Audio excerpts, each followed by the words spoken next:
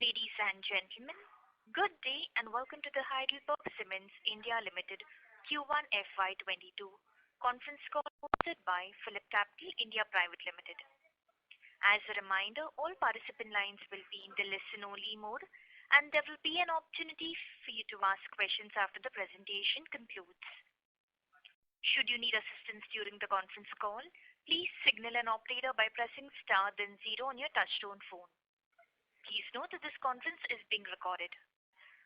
I would now like to hand the conference over to Mr. Vaibhav Agarwal from PhillipCapital India Private Limited. Thank you, and over to you, Mr. Agarwal. Good afternoon, everyone. On behalf of PhillipCapital India Private Limited, we welcome you to the Q1 FY22 conference call for HeidelbergCement India Limited. On the call, we have with us Mr. Jamshed Naval Cooper, Managing Director, and Mr. Anil Sharma, Chief Financial Officer at HeidelbergCement India Limited. I would like to mention on behalf of HeidelbergCement India Limited and its management that certain statements that may be made or discussed on this conference call may be forward-looking statements related to future developments and current performance. These statements may be subject to a number of risks, uncertainties, and other important factors which may cause the actual developments and results to differ materially from the statements made. HeidelbergCement India Limited and the management of the company assumes no obligation to update or alter these forward-looking statements, whether as a result of new information or future events or otherwise. Also, HeidelbergCement India Limited has uploaded a copy of the Q1 FY22 presentation on the stock exchanges and its website. Participants may download a copy of the presentation from these websites. I will now hand over the floor to the management of HeidelbergCement India Limited for their opening remarks, which will follow by interactive Q&A. Thank you, and over to you, Cooper, sir. Thank you, Vaibhav, and welcome to all who have joined the conference today. Thank you for your presence and your continued interest in HeidelbergCement. Hoping that everyone is safe and healthy in these times of difficult times. I wish everyone a healthy and a safe life. Talking about our June quarter results.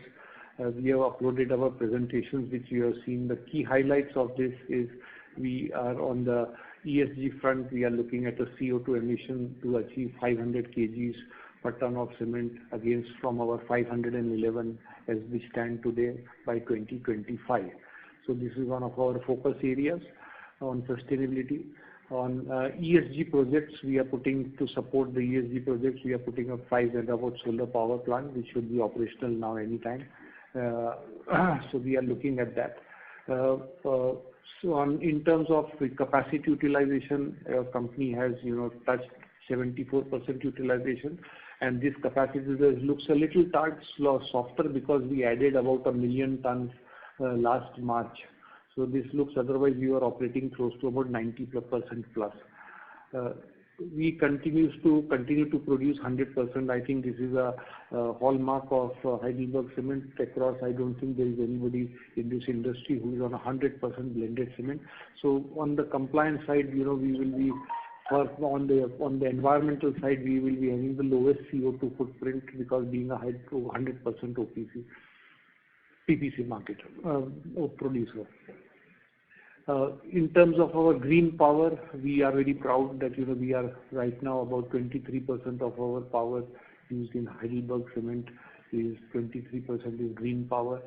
On the EBITDA side, which we have slipped a little by 12%, but giving the times which we are into, we have clocked about 1,107 EBITDA per ton. But on an absolute EBITDA, there is an increase of 21%.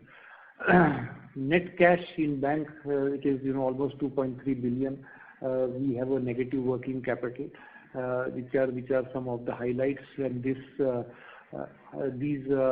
hallmarks what we have, we continue to drive in the future also. Talking about on to slide 4, we just talking about if you go through it, this is our roadmap. We are talking about alternative fuels, which will start sometime in the quarter 2, and we should be ready with AFR use in Narsingarh plant. Renewable energy, as we said that we're looking at a 5 megawatt, and the table which is shown to you, another graph which is shown to you, which says clearly that from 511 in SCIL to 2020 target is to reach 500. So this is our roadmap.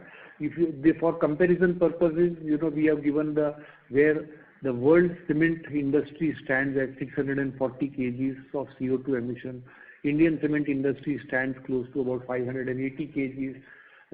Our company stands at about currently 511. So we have a lesser road to travel, but we unrelentingly continue to pursue our targets of becoming carbon neutral by 2050.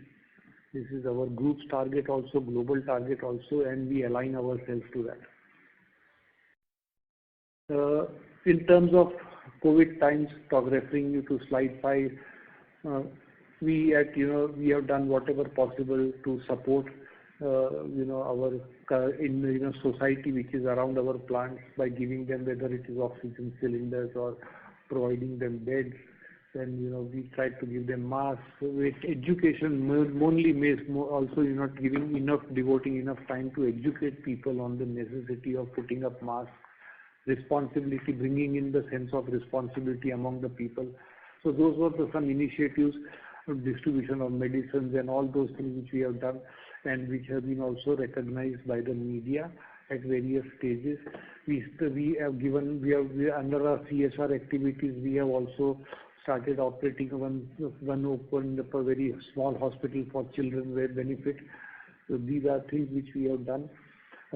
Not very. Now we are not. I would say admit that the society needs far more than what we can do, and we also look forward to over a period of time to support as much as possible from our side to the society, the needy, and elevate their status also in the world global environment. Next. We talking about referring to slide number 6. Here I am giving you a very broader view, which I always say that sometimes the ups and downs, because 2020 and 2021 was a very unpredictable year, okay, which had a lot of ups and downs. But when you look at an averaging out of last 4 quarters, how it looks like, okay, so it averages out that we have maintained a 12% growth in our volume of the last 12 trailing months. So this is our way of looking at business. Maybe because we are not a pan-India player, I cannot tell you, but it is all our efforts are there to ensure that we remain aligned to the market growth, or market growth a little better than the market growth for perspective also. So referring you to this slide 7, I need not say too much. You people would have analyzed this much clearly. On the EBITDA side, we have increased by almost 21%. On PAT side, we are 40% plus. The sales volume are 38%. A little bit of impact on the south in Karnataka, because we sell also in cement in Karnataka from Ammasandra. So there it was a little softening of volume. Otherwise, we could have clocked a little better here. On the gross realization, softened a little, mainly because of today the markets were a little under pressure at point of time. Cost has gone up, mainly driven by fuel. Power and fuel have been game spoiler in the last quarter. The waterfall chart, you can see it about 160 rupees has just gone away, taken away by power and for fuel, which has been to an extent compensated by freight and others. So this is some benefit there. But yes, had power and fuel been a little better for us, we could have improved our EBITDA. We could have at least reached there. This almost is equal to 12% reduction. What you are seeing, 160 rupees is equal to almost 12% of the reduction what you are observing in the EBITDA per ton. Next. Referring you to slide, drawing your attention to slide 9, 45% of our volumes are road, and in terms of rail, it has a little bit increased because of various benefits which we get from the railway. So it keeps switching here and there. Coal has become 65% because petcoke gradually has shot up through the roof, and as of now it is too costly to think of also petcoke.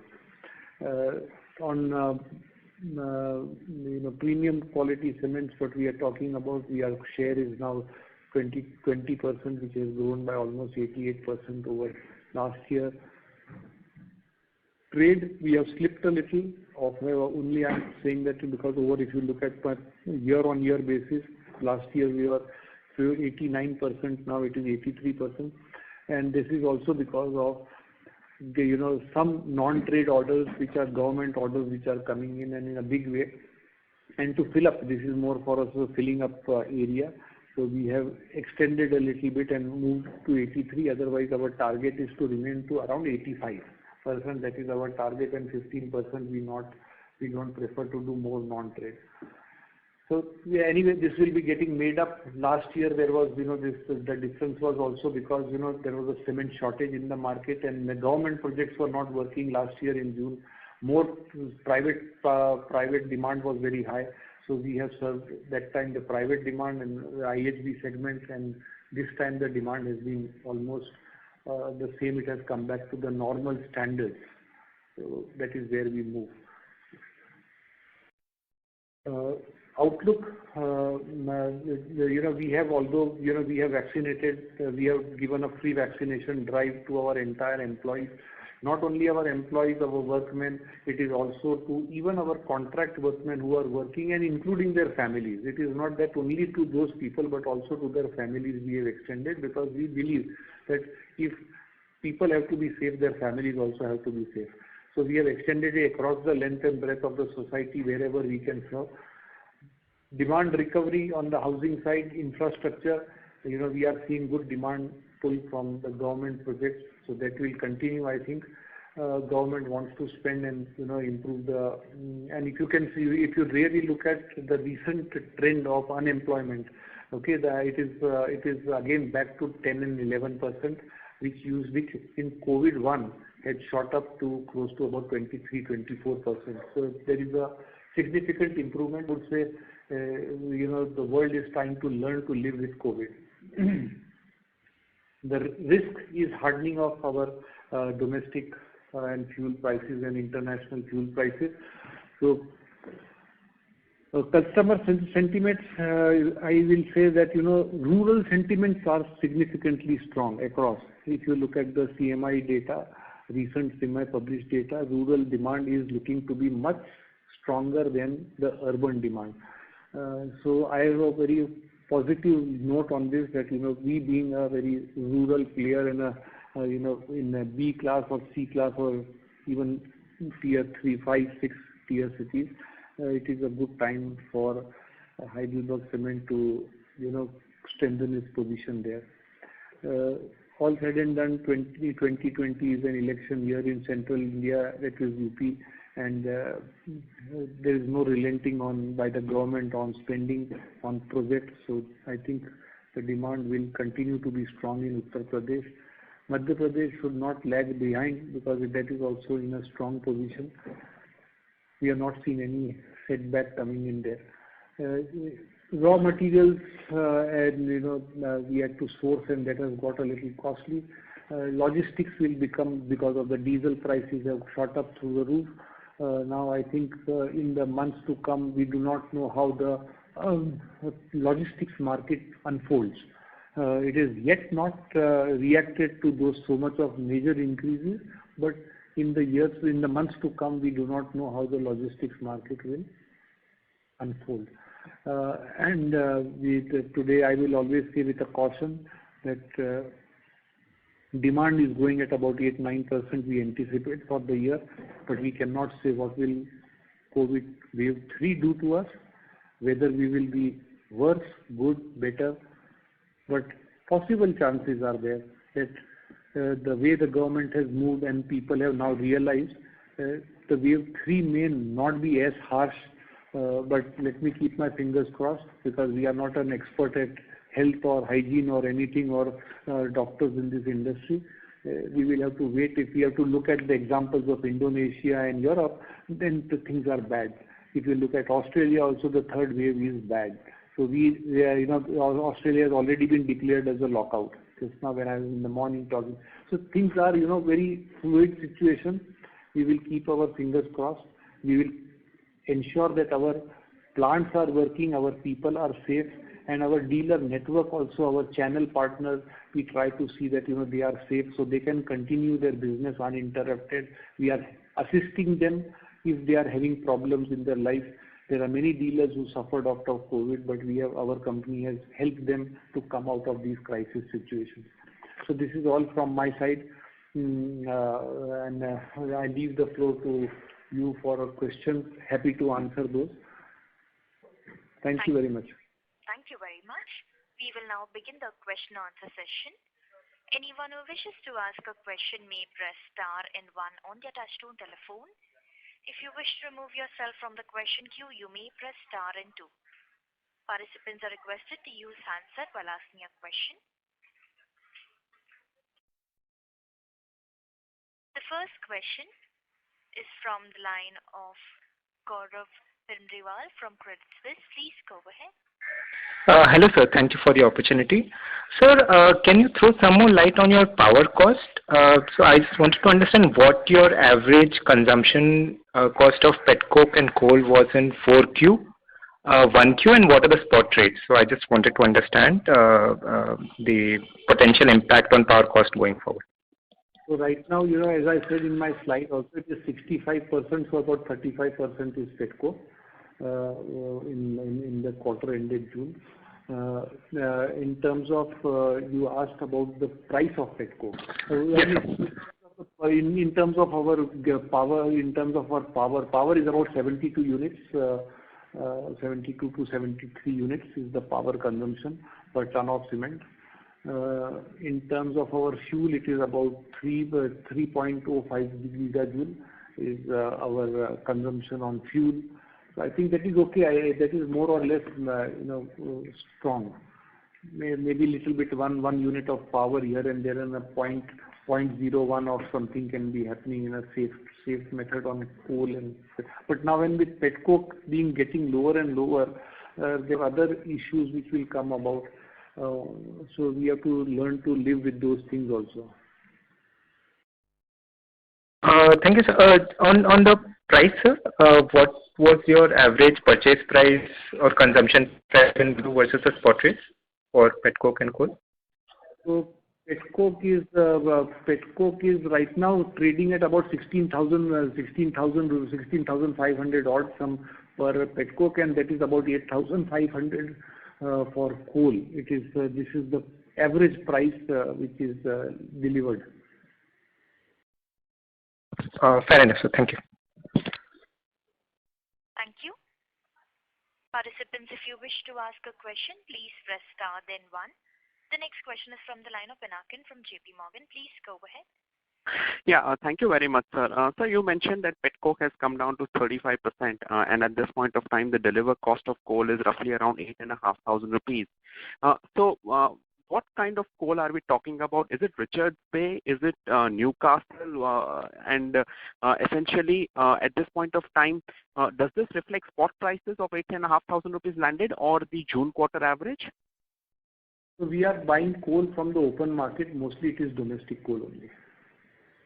Okay, so this will essentially be the e-auction coal that you are talking about. That's right. It is what the e-auction or whoever is there who are importing that we buy also from those imported coal also, if it is available at a good price. And this fair to say that this will be more than 5,500 kcal coal? This includes the domestic coal which we get under our fuel supply agreement. Yeah. When we talk about the open market coal, yes, you are right. It is between 5,200 to 5,500. Where when we talk about the domestic coal, it is the domestic coal under fuel supply agreement. It is around 4,400. Understood, sir.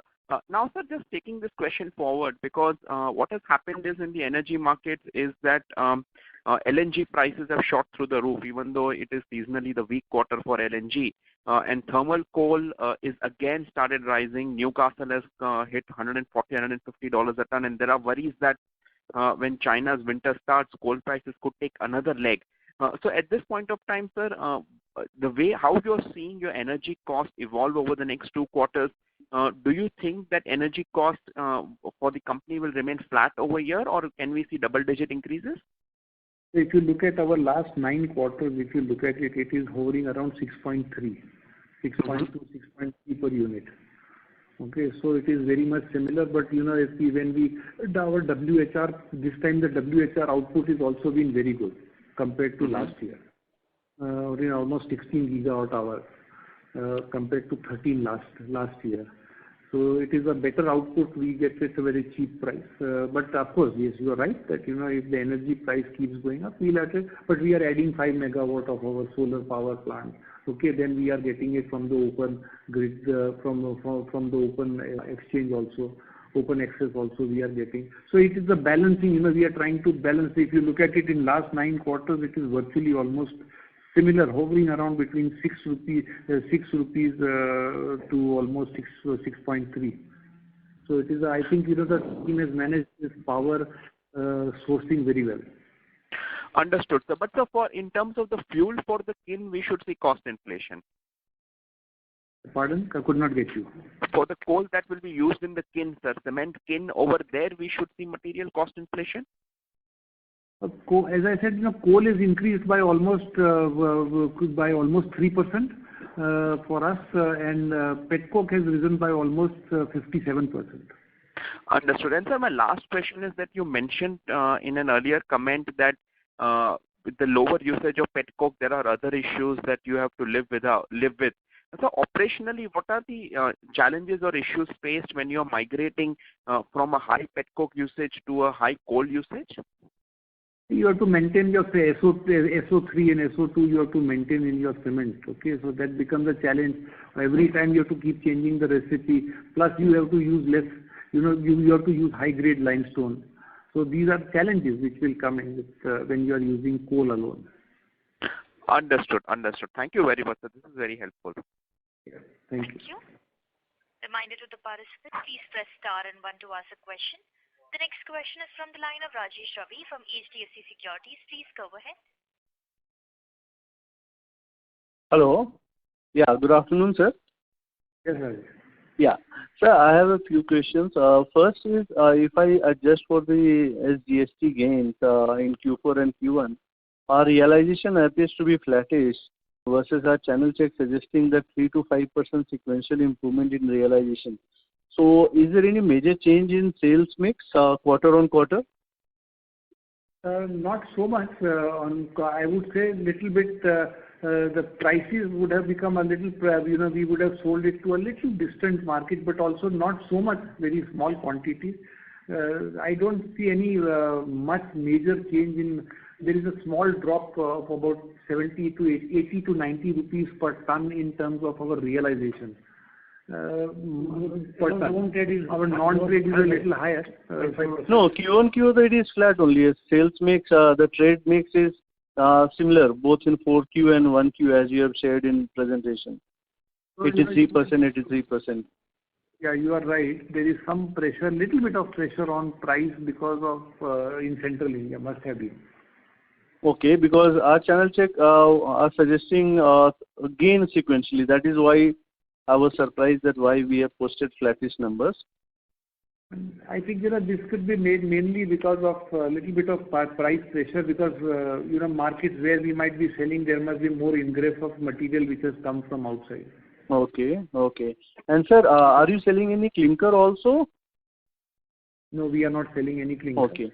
And possible to share your clinker production numbers for 1Q and for FY21, please?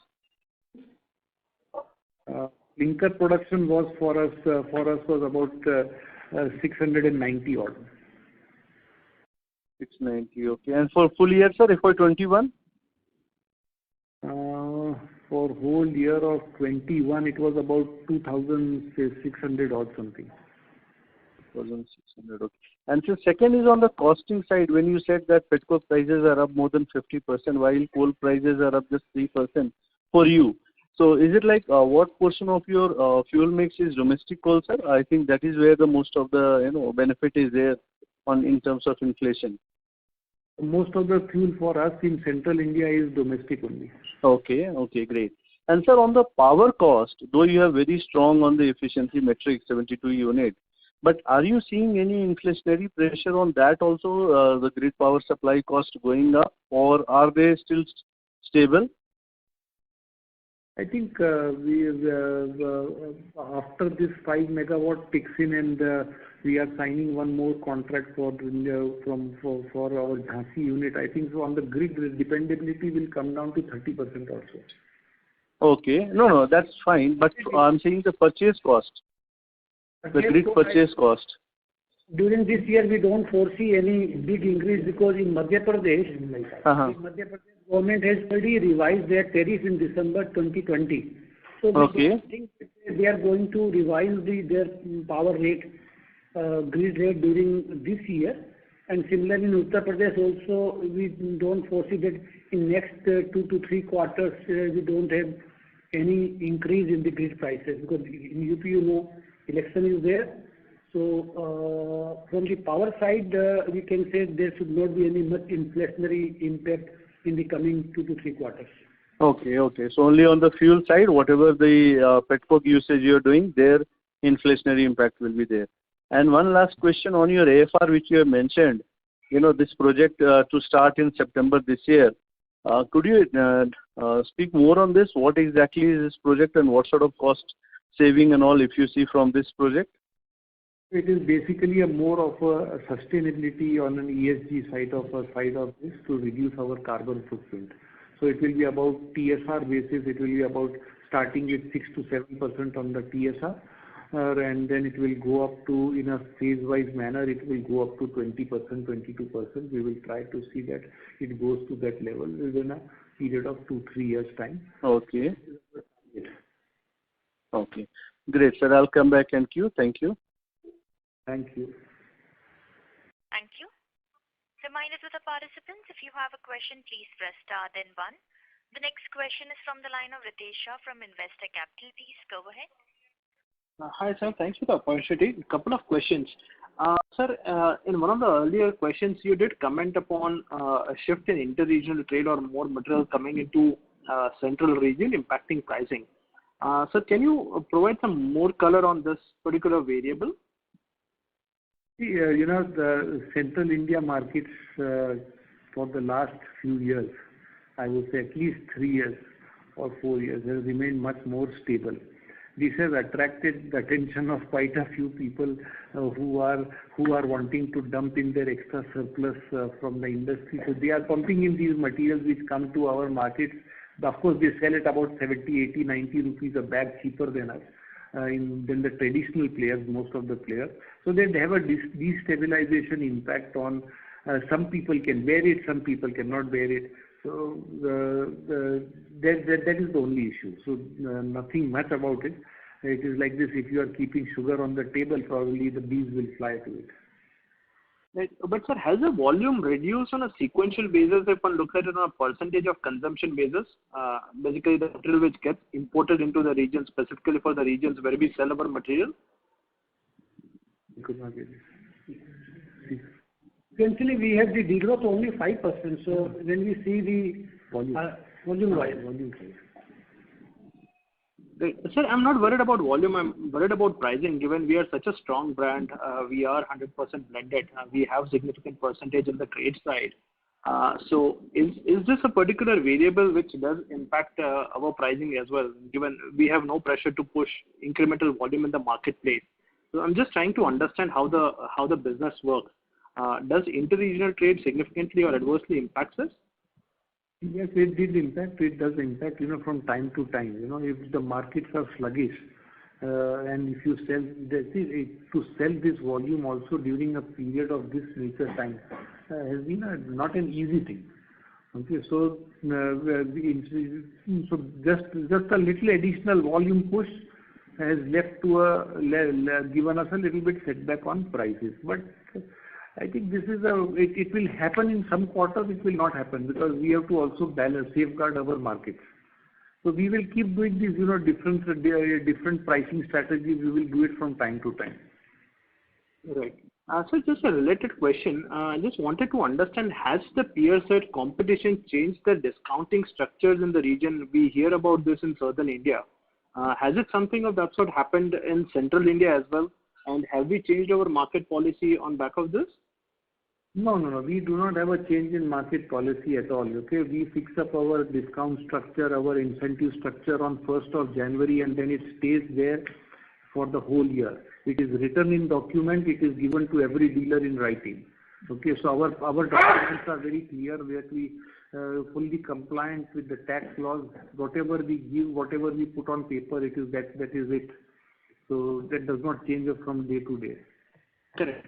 And sir, for competition, if you'll be able to comment on that. I cannot comment on competition. Okay, no problem. So my second question is, any update on group simplification and the Gujarat expansion? We have been waiting to hear on this particular variables from you. So Ritesh, clearly that we are working on a Gujarat project which is already there. So the work is going on. It's the environmental clearances and all those that will take its own time. So we are proceeding with it. How long it takes, because these are not in our hands 100%. Okay, there is a government agency involved, environmental clearances are involved, surveys have to be done. So it's a very long process which takes its own course. Normally, as I said, that it takes about a year and a half or two, sometimes even two, to get a clearance. And sir, group simplification around Zuari, Heidelberg, India. Any update over here? Yeah, so Ritesh, we are looking at it now since the laws are changed and the mining laws have changed. It does not erode the holder. So we are looking at it now. We have started working on this. How fast it happens, I cannot tell you. But yes, it is on our cards now. Perfect, sir. Thank you so much for the answer. At least we have started, thinking about it. Okay, that's quite helpful, sir. Thank you so much, sir. I'll join back with you. Thank you. Reminder to the participants, if you have a question, please press star then one. Next question is from the line of Amit Murarka from Motilal Oswal AMC. Please go ahead. Hi, good afternoon. So my first question was on production numbers. So is there any quarter-ending clinker inventory that you would have in your books? From the P&L, it doesn't look like there's much change in the inventory valuation. Any point of time, we could carry about 75,000 to 80,000 tons of clinker. Okay. So why I ask that is that because generally in this quarter we have seen companies trying to build some clinker inventory because anyways the demand was a bit softer, which could then have helped you do better volumes in the rest of the 9 months and in fact effectively utilize the full year capacity. Amit, we had a major OLBC change. Okay, so that during that period the line 3 was stopped. So we had little depletion on stock of our clinker, but we had built up enough clinker to sustain our dispatches and sales. Earlier when we took the shutdown, it was almost for 18 days to 20 days. Okay, and what was the cost for that? This is the second phase of the OLBC replacement, right? Absolutely right. So that work is completed now, right? And what was the cost for that? Sorry, I missed the opening comments if it was shared. It was the capex. It was not flowing through the profit and loss account. The last time also we have done the 50% OLBC replacement, and this time also. This time we could actually reduce the number of shutdown days for our bigger line.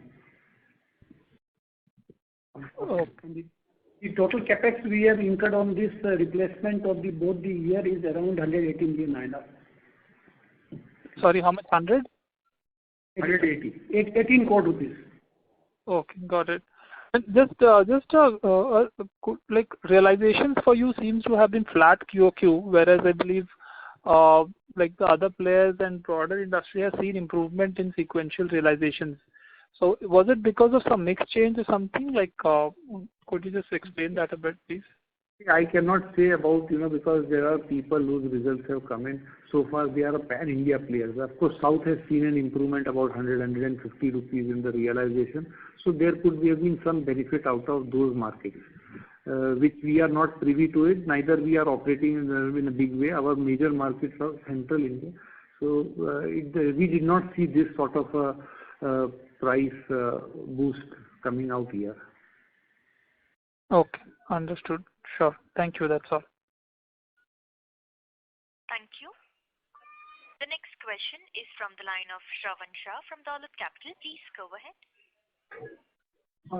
Sir, just to clarify, post June, in terms of this July, have we seen a further reduction in prices for us, or is it stable? It is stable. Shravan, it is stable right now. Nothing much change, but of course, we cannot say that it will remain like this. Monsoons have just set in about a week back. Okay, so we will have to wait and watch. Yeah, because that's the main thing. That's where the I think most of the people are worrying, because even we adjust for the GST benefit of the last quarter, then also we are at a flattish or maybe 7-8 rupees decline. People would have expected some improvement. If it is not there, and this quarter also we see a decline, then for the full year maybe we need a significant increase in realization for at least in the third and fourth quarter. That's where the people are worried, and we are also having some cost pressure that may come. So that's the worry. That's what I was worrying, whether we have seen some decline even around 5-10 rupees also. Or at the same time, in terms of the premium share also, would we stabilizing at this level, 20%, or we can see further improvement there?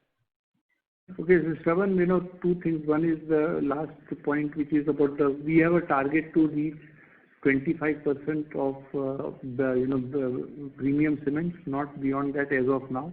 We do not want to push too much of premium cements beyond a point. Otherwise, it leads to dilution of the price line. So that is one.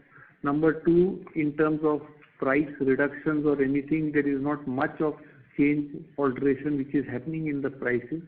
But yes, going forward, I will expect some prices to slip little bit here and there, but not too much, for the simple reason the costs have shot through the roof, so there is no too much of tracking back. Okay, so I cannot be on a back foot. Very soon cement companies will find themselves back to the wall. Okay, if they don't make profit, then it will be a problem. So I don't think any company will at this juncture think of dropping prices unreasonably, even to pick up volumes. It is not suitable. Going in the quarter 3 and quarter 4, definitely I am very hopeful that by that time your COVID wave 3 would be over, which is the fear which is hanging sword on our head. Which people keep talking about, but it is if it happens, it happens. It does not happen. But this time COVID 2, and if I compare the demand and the methods and how the industry has behaved, the employment has changed, and how the growth and demand pockets have changed, and how they have moved, I can say that only that COVID was not as frightful as COVID 1 was. The way it pushed down the index of the 8 core industries, it was a total lockdown in wave 1. In wave 2, it was everything was working. Markets were opening, partial lockdown, partial working. So it is not, I think, in the COVID wave 3 happens, probably you will not see much lockdowns also happening. People will try to adjust their own tones and tenors and try to adjust themselves rather than forcing the government to go for lockdowns. That's what my reading is. But yes, quarter 4, 3 and 4, I am expecting price to really improve significantly.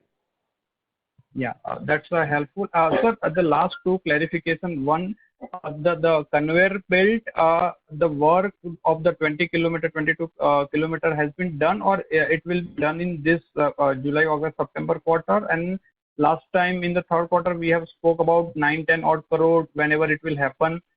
we can see other expenses to go up. So clarification needed on that. So Shravan, it is already all over. The belt is on and live and it is working. We are out of this and there is no further thing to be done in the rest of the year. So now for the full year, how much capex we can see? It is already done. It is already done last year and this year it is total capex was 18 to 20 crore rupees. Yeah, no. So I'm saying now for the full year, last time we talked about 95 odd crore capex. So will the numbers remain the same or any change in that number for FY22? There is no change in it. Okay. Thank you and all the best. Thank you. The next question is from the line of Uttam Kumar Rimal from Axis Securities. Yeah, good afternoon, sir.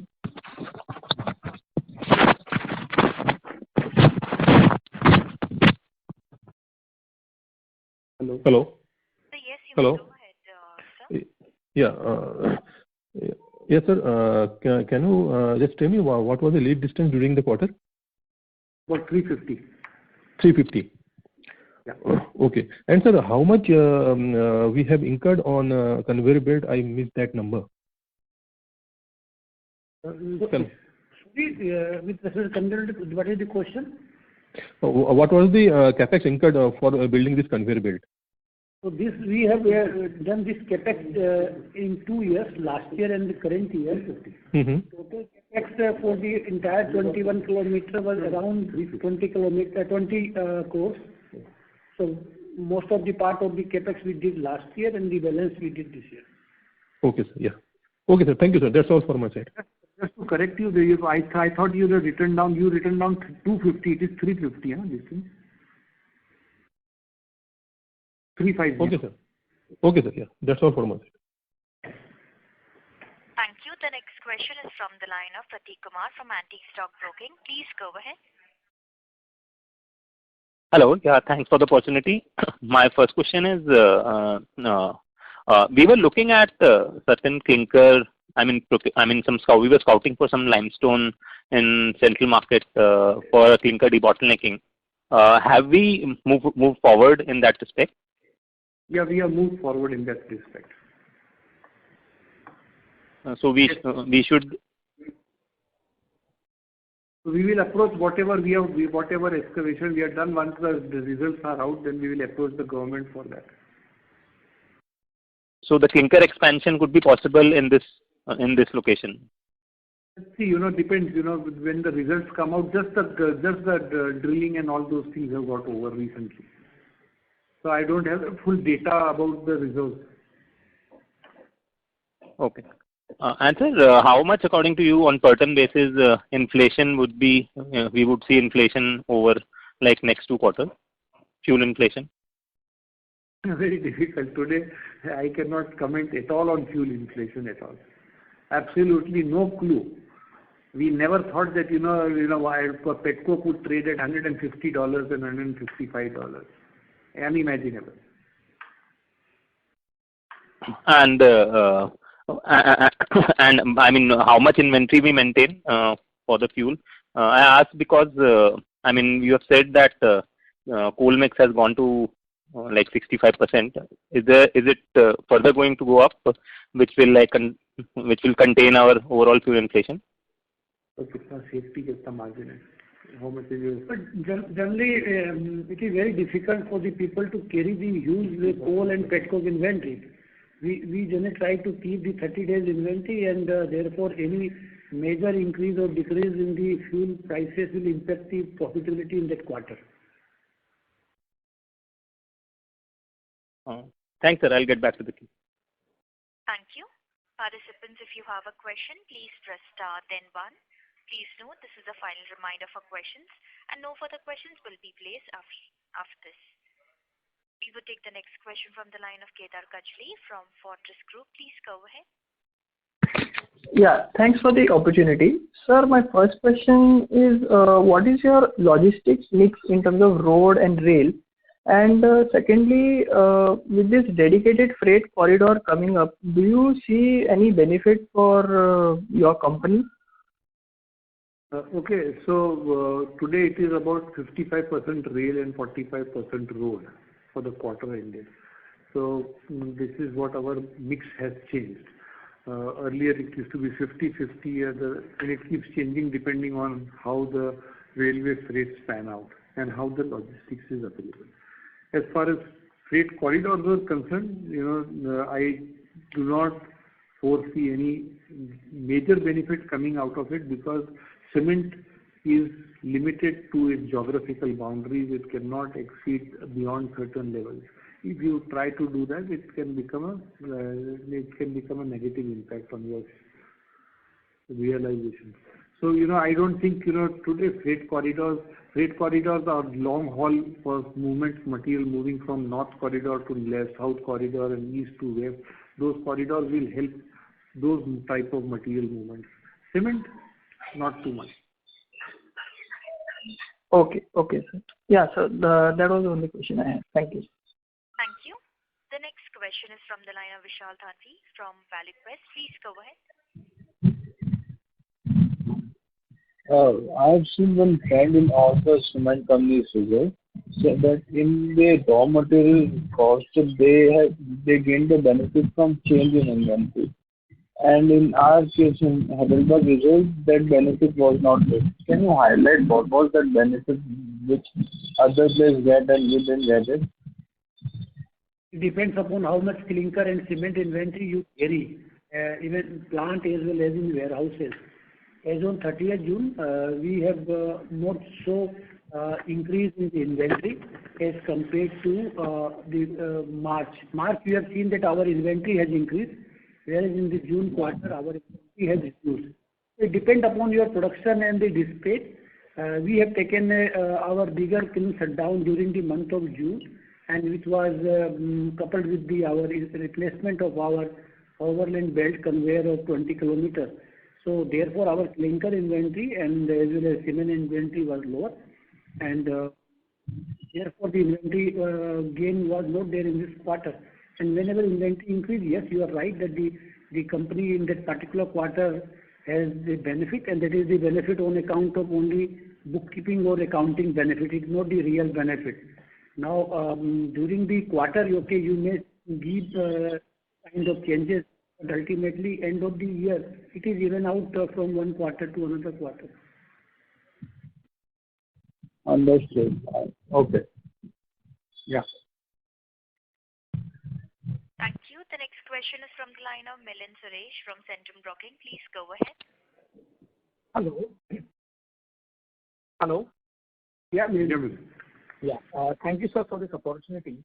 Sir, I just wanted to understand how have you moved from September quarter to the last 2 to 3 quarters in terms of domestic coal? Or that's what we have replaced, right? For our domestic coal, na? Sorry? Yes. You are talking about domestic coal, na? Yes. So what was the proportion of the December quarter, and what would be it now? If you look at the June quarter last year, it was 38% was coal. Today it is 65. Okay. And largely we are procuring from e-auction or from FSA? From all possible resources wherever it is available on the best possible options we take. Plus we have got an FSA, as Anil has already informed, that we have got an FSA also. Okay. And that is okay, sir. That is one part of it. And secondly, we see on a per ton basis, actually our logistic cost also, showing some kind of an decline. So it's the reason there because our volume has gone up. The fuel. So can you please come right there? So it is, it is very clear that if you look at it, the rail movement has increased. Okay, at that point of time, the rail was 48. Now rail is 55. So whenever there is an option, you have to shift materials. So you take the advantage of the railway freight. And when you take the advantage of more railway freight and it was available at a good price, and since our distances which we traveled also a little extended into some markets, so there the advantages come for 614 also. And it is also, right now the issue is not that, this it should have gone up. It is the team which has managed it. Otherwise, the diesel prices are shot through the roof. The freight should have been more. Now the pressures will build up on this. Okay. Within we also got some freight rebate from the railways during this quarter, and maybe we will be able to get this kind of rebate in the next coming 2 to 3 quarters. Okay. So should we read that we have moved to more of newer markets through the railways, or it was in our own market? So there are 1 or 2 markets are new markets also, where we have given some materials, seeding materials. Okay. Okay. And that we indicate that can sustain if the demand in that market continues. If it continues, then we will try to push up the prices there. Yes. Okay. Okay. That is it from my side, sir. Thanks. Okay. Thank you. The next question is from the line of Ritesh Shah from Investec Capital. Please go ahead. Yeah, hi sir. Thanks for the opportunity. Sir, just one question. Sir, how would you reflect upon the recent limestone auctions, and how do you see the pipeline for auctions in the regions that we operate? So the limestone auctions are okay, good. I think the recent one which occurred, we also participated in, but there was clarity was a little low on that. So it went. We participated in an auction. We had a certain target to beyond a point, but then it was not a very clear picture about the reserves were not very transparent. So we went to a certain level. Beyond that point, we did not go exceed beyond a point. So there will be some more pockets which will come up for auctioning in the near future. It was at a little distance away from us. We could have put up a greenfield, but if we always look at everything from a perspective of the quality, the size, and a little bit of more transparency. There was a little forest land onto that. So there are certain areas which we on the basis of our own assessment, we said there was a certain price to be paid for it. If it goes beyond that point, we don't enter, we don't proceed further. Okay. And just a related question, sir. How should one look at the growth prospects for Heidelberg India? Given you did indicate basically Gujarat is one which is there. We are looking at limestone auctions. But if one had to look, say, 3 years out, 5 years out, how should one picturize the company? So today we are, if you look at the group's presence is close to about 14 million tons. If I combine Zuari and this is a 6.25 million, and if I combine them both together, it is close to about 14 million tons of capacity in India. We are looking at organic growth also. If something is available, asset is available, the group will always be interested in going for it. And of course, we are exploring some mines also, limestone mines also. That will also add up. In Zuari, there is a sitting capacity. There is a market already. There is already a one unit which is one greenfielding can be done here. One greenfielding can be done in Zuari. So if you look at it, the potential is to go to almost 20 million tons. Not a problem. Correct. And sir, just a follow-up. Sir, when we go for auctions, is there a hurdle rate when we actually go and bid? How should one understand it? I understand that calcium content might be different, logistics is different. But is there any hurdle rate, or how should one look at basically when the company goes and bids for limestone leaves? No, you have to assess based on the information given to you in the initial offer document. You have to base on that, and you on the basis of that you do your calculation, you do your ROI, and then you bid for it. The base price is decided by the government. The government decides the base price, and on that you quote a premium. If it suits you, you take it. If you don't suit you, don't take it. It's okay.